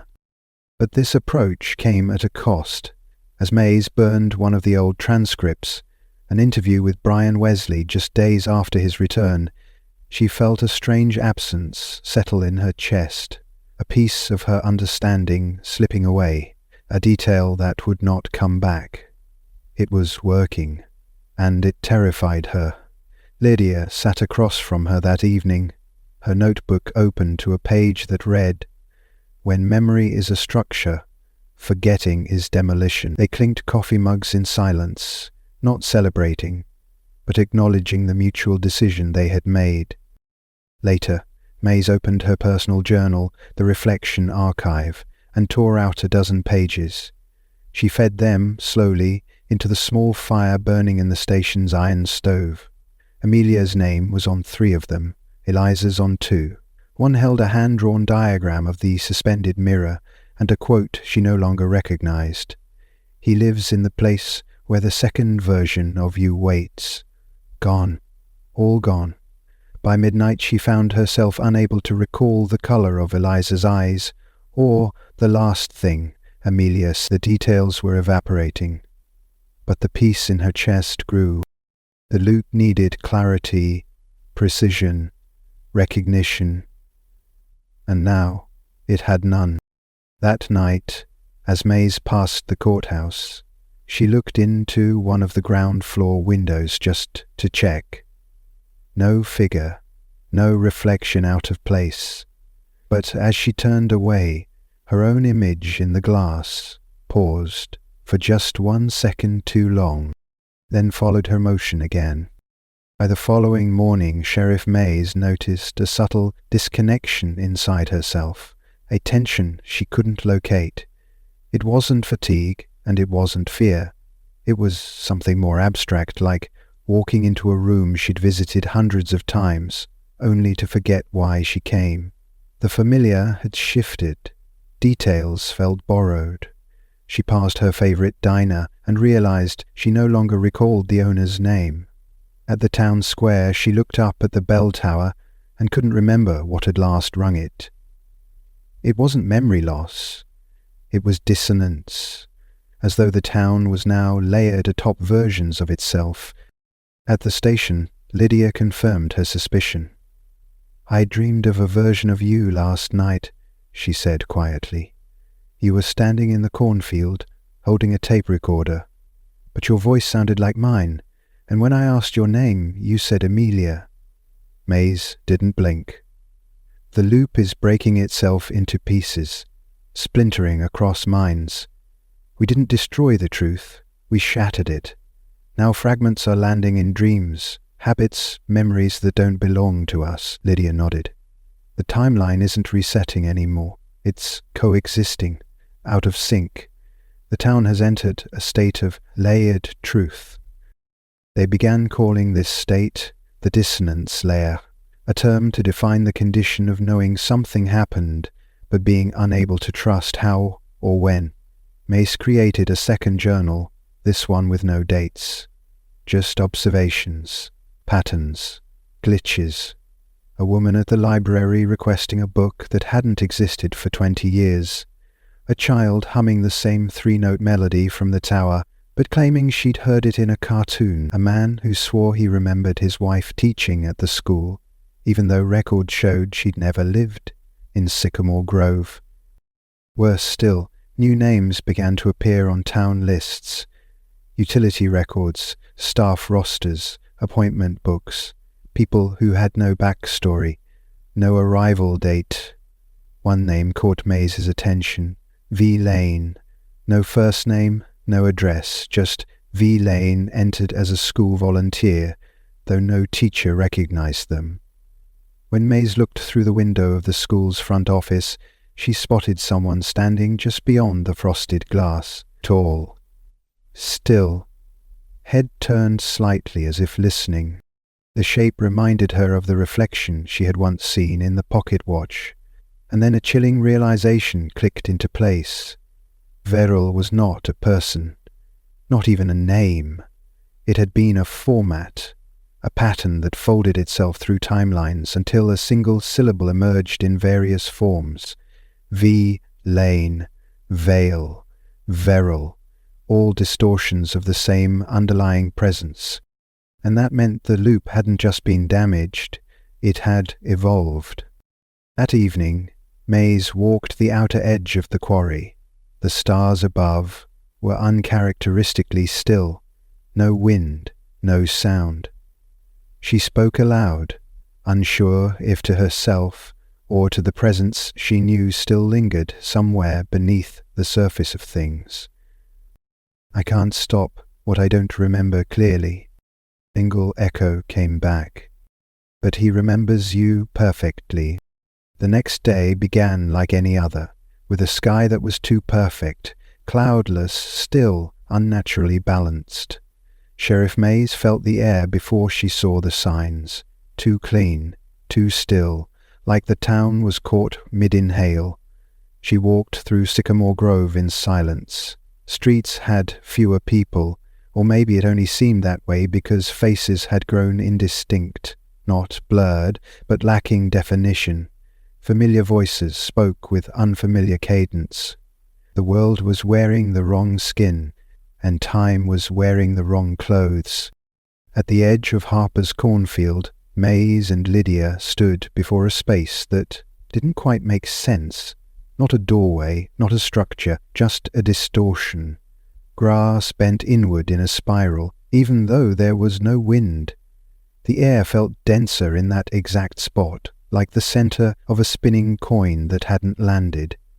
It's not a breach, Lydia said. It's a fracture. A field where all versions of Sycamore Grove briefly overlay each other. She dropped a stone into the center. It never made a sound when it hit the ground. It just vanished. Maze checked the town's digital systems again that afternoon. Public service records, utilities, school rolls. More changes. 3 new names had been inserted into the housing registry. Same address, no history, no age. Just V. Lane, occupant. She scanned further. The name appeared again in the voter list, in the church newsletter, in the list of donors for the Historical Society. He was everywhere, but he was no one. They traced the addresses. In every case, the homes were either abandoned, condemned, or didn't exist on the map. But GPS data confirmed something chilling. All the entries formed a perfect square. 4 corners, 4 versions, 4 doors. Maze pointed to the digital map. This isn't a place he's walking through. This is a version of him being written into every possible now. That night, she returned to the Reflection Archive notebook. She added an entry under a new title, "The Town That Became Memory."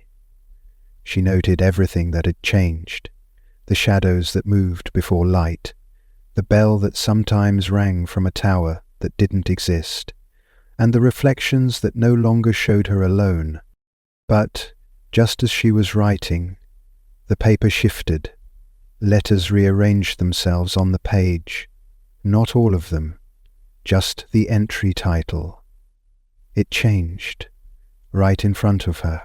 She blinked, stunned. It now read, "The Memory That Became the Town," and in the margin, handwriting she didn't recognize. 3 words had been added. "Is walking." Sheriff Mays awoke just before dawn to a sound she couldn't place. Not loud, but constant. A low mechanical hum threaded beneath the morning stillness. It wasn't coming from the street or the sky. It came from under the town. She dressed quickly, checked her equipment, and walked into Sycamore Grove just as the sky began to shift, not brighten, not darken, but changed tone. Buildings looked slightly off-kilter. The police station's windows reflected trees that weren't there. The street signs had turned blank.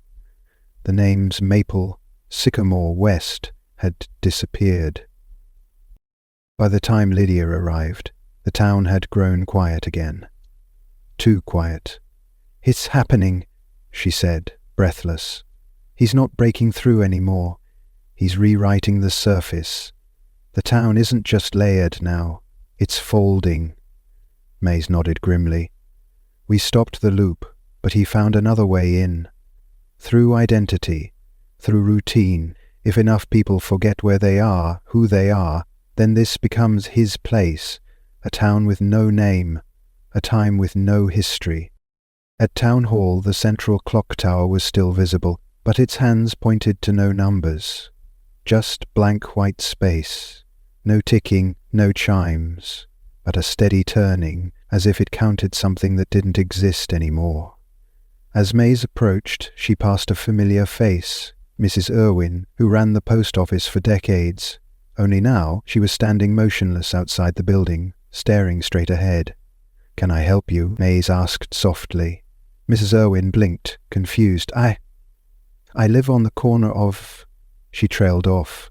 "Of what?" Mays prompted gently. The woman blinked again, this time slower. "I don't know." Lydia joined her, carrying an old town directory. "Look at this," she said. "None of these addresses match the streets anymore. It's not just people forgetting.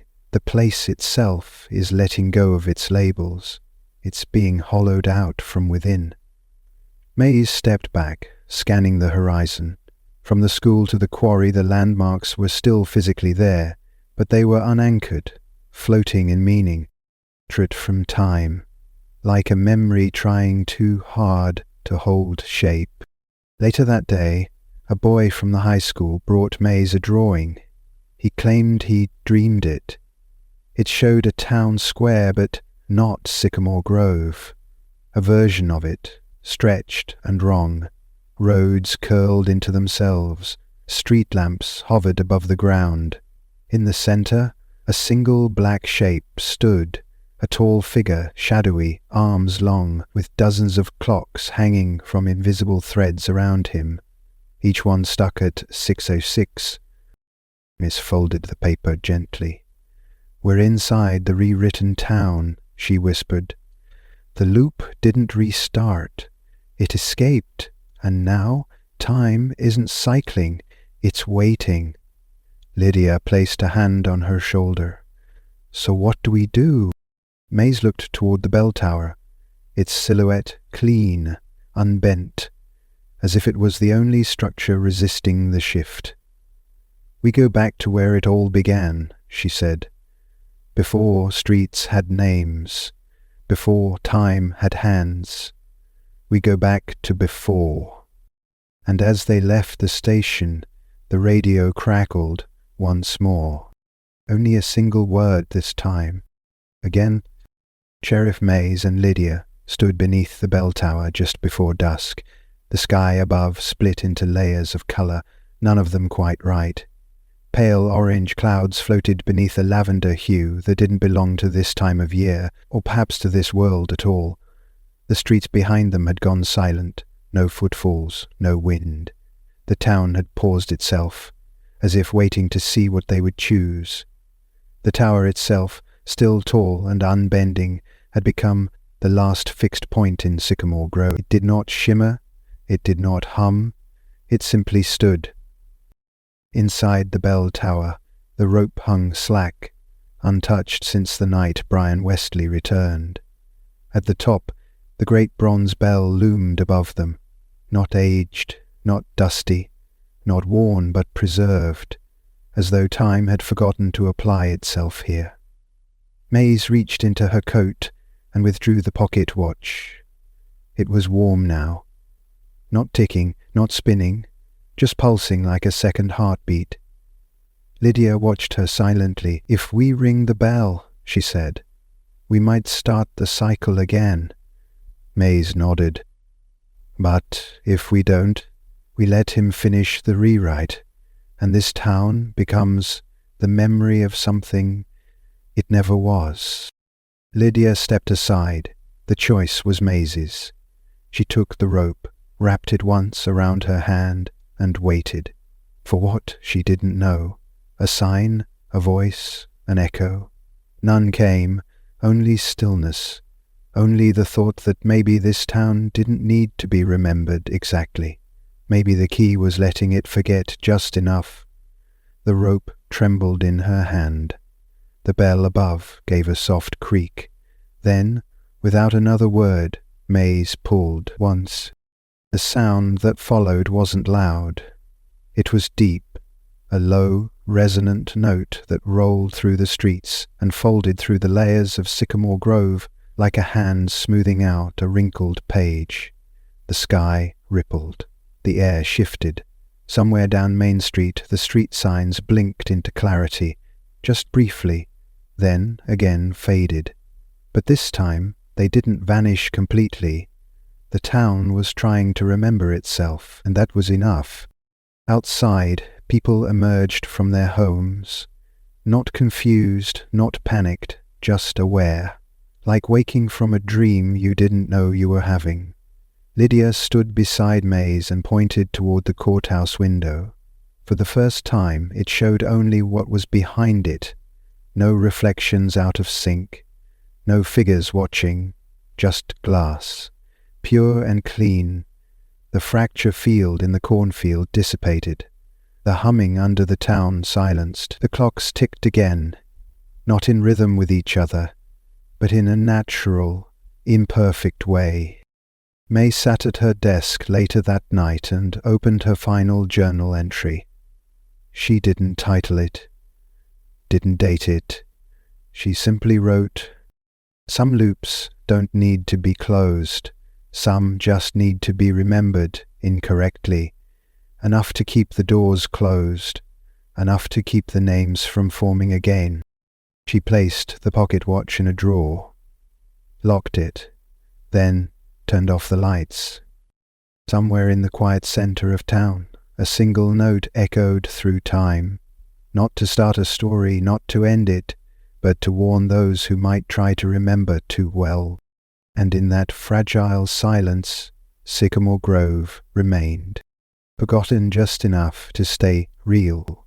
If you enjoyed this video, please give it a thumbs up, subscribe to Storiosity, and share your favorite moment of this story in the comments below, and we'll see you in the next video.